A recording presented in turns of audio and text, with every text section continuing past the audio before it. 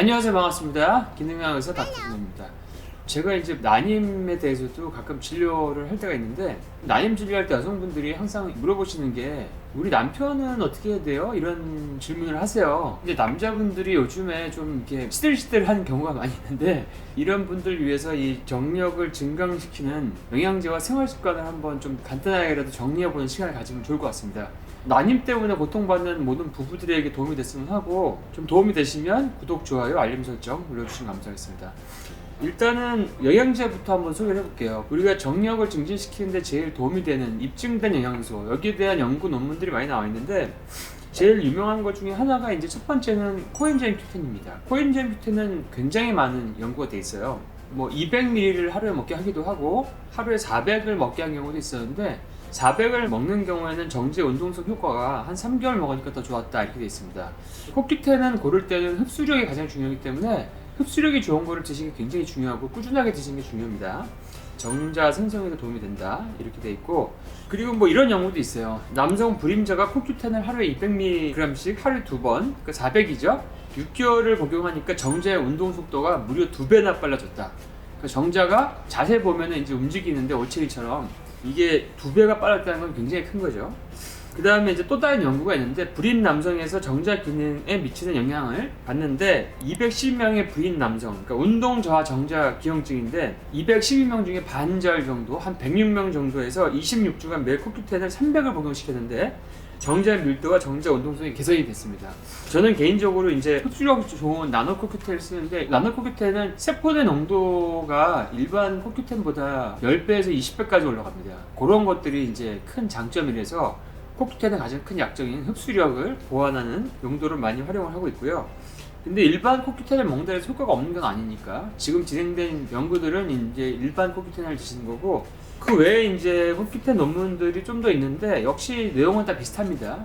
정자 운동성이 향상됐다, 이런 내용들이고, 두 번째 있어서는 비타민 A. 비타민 A가 하는 역할이 굉장히 많죠. 야맹증, 피부 건조증, 입안 건조, 눈 건조, 비염 뭐 이런 데 도움이 되는데, 뼈 생성에 도움이 되죠. 근데 비타민 A는 정자를 생성시키는데 굉장히 도움이 돼서 이런 것들이 논문으로 많이 나와 있습니다. 비타민 A를 하루에 만에서 한 3만 알리 정도, 이 정도는 몇 개월 먹어도 큰 문제는 없고, 연구에서는 한 2만 5천, 3만 정도를 몇 년 먹었는데도 큰 문제가 없다는 보고도 있습니다. 여러분들이 착각하는 게 비타민 A랑 베타카로틴이 같은 걸로 아는데, 우리가 아는 부작용은 거의 다 베타카로틴이기 때문에 비타민 A는 그런 부작용이 사실은 베타카로틴과 헷갈리시면 좀 오해가 있을 수 있습니다. 그 다음에 또 이제 요오드도 굉장히 도움이 되는데, 요오드가 부족하면 정자 형성에 어려움을 겪습니다. 근데 요오드 결핍 환자가 굉장히 많아요. 요오드가 우리가 이제 갑상선에만 쓰이는 줄 아는데, 실제로는 전립선, 난소, 자궁, 유방 이런 생성, 분비하는 모든 장기에 쓰이기 때문에, 남성이 요오드 결핍 때문에 갑상선에 안 좋은 독소가 많고 전립선에 안 좋은 독소가 많으면 남성 호르몬 수치 이상도 오게 되고, 발기부전, 성욕 정자수 감소 등을 초래해서 난임 위험을 높게 됩니다. 그 다음에 칼슘을 들 수가 있는데, 칼슘, 우리가 칼슘 하면은 뼈 생성에 도움이 된다, 뭐 손발이 찬 게 조금 따뜻해진다, 심장의 박동이 좀 좋아지고 부정맥이나 뭐 심장이 약한 것도 좀 도움이 된다, 긴장도 완화시켜준다, 미토콘드리아의 에너지 대사를 조절해주는 총괄 지휘 역할을 한다, 뭐 이런 것들을 알 수 있는데요. 칼슘 부족도 남성 불임과 연관이 됩니다. 특히 이제 칼슘은 스테로이드의 합성, 우리가 남성 호르몬도 스테로이드죠. 정자 운동성, 그 다음에 정자 머리끝에 돌기 구조가 있는데, 이걸 첨제라고 하는데, 정자 머리끝에 있는 돌기 구조에 어떤 반응을 좋게 합니다. 그 다음에 수정 능력 등을 조절하는 역할을 합니다. 그리고 정자의 칼슘은 보통 전립선에서, 가까운 전립선에서 공급을 받는데, 전립선에 칼슘이 부족하면 정자에도 칼슘이 부족하게 되죠. 우리가 정자에 뭐 석회화가 있다고 해서 칼슘이 많은 게 아닙니다. 그거는 염증의 흔적이니까 칼슘이 많은 거는 눈에 보이지는 않습니다. 그래서 정자 칼슘이 부족해지면 남성 불임으로 이어지고, 또 한 가지 여러분이 아셔야 할 거는, 혈압약 중에 칼슘 채널 블로커라고 해서 말초에서 칼슘을 흡수 못하게 하는 그런 혈압약이 있는데, 이거를 드시는 것도 칼슘 흡수를 방해하니까 남성 불임과 일부 연관이 있다는 보고가 있습니다. 그래서 혈압약을 꼭 확인해 보시면 좋죠.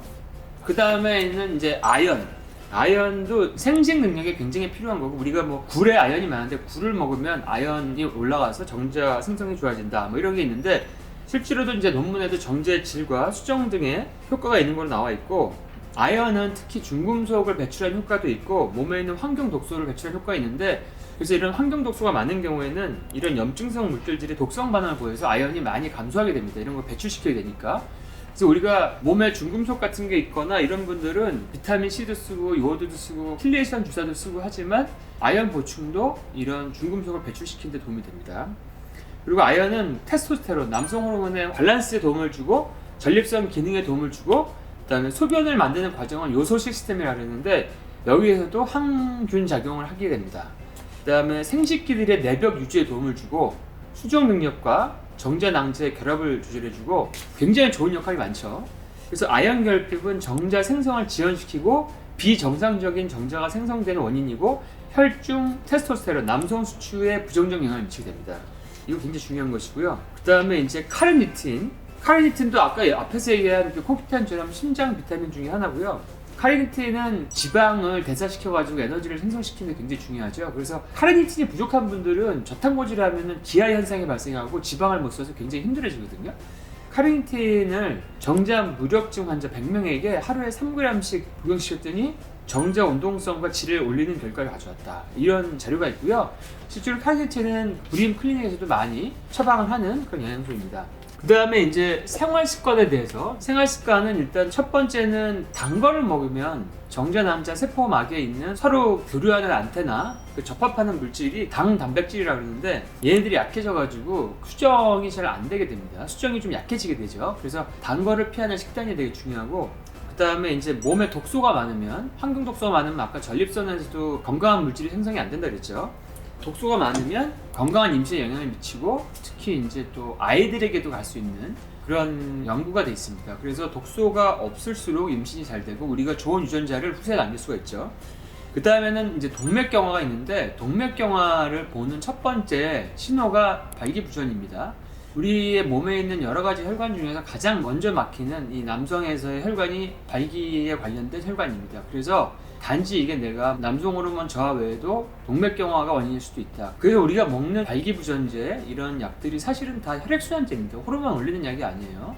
그걸 하나 참조해 주시고, 네 번째는 부신피로, 굉장히 많은 피로가 있으면 이 생존이 생식보다 우선하기 때문에 정자 생성이 잘 안 되게 됩니다. 그래서 오전에 피곤하고 짜증도 잘 나고 무기력하고 이런 분들은 이 부신피로가 있을 때는 부신피로를 검사를 해서 치료를 하시면 좀 도움이 됩니다. 부신피로는 여성분들에게도 난임이 있을 때, 부신피로가 있을 때 이걸 치료하면 굉장히 많이 좋아지고, 추위를 많이 타는 분들도 추위를 교정하면 많이 좋아지는데, 부신피로는 혈액검사로는 진단이 잘 안 됩니다. 이 타액이나 소변으로 해야지 부신 호르몬은 전체 5%밖에 안 되기 때문에 이원형으로 재야지 검사 결과의 오류를 피할 수 있다는 거, 요거를 기억해 주시기 바랍니다. 부신피로에 대한 자세한 거는 다른 영상에 있으니까 참조해 주시면 감사하겠습니다. 그래서 오늘은 남성들도 노력하자, 그래서 정력 증진에 대한 영양소 6가지와 생활습관 4가지를 한번 간략하게 정리해 봤습니다. 자, 그럼 여러분 다들 건강하고 다음 시간에 뵐게요.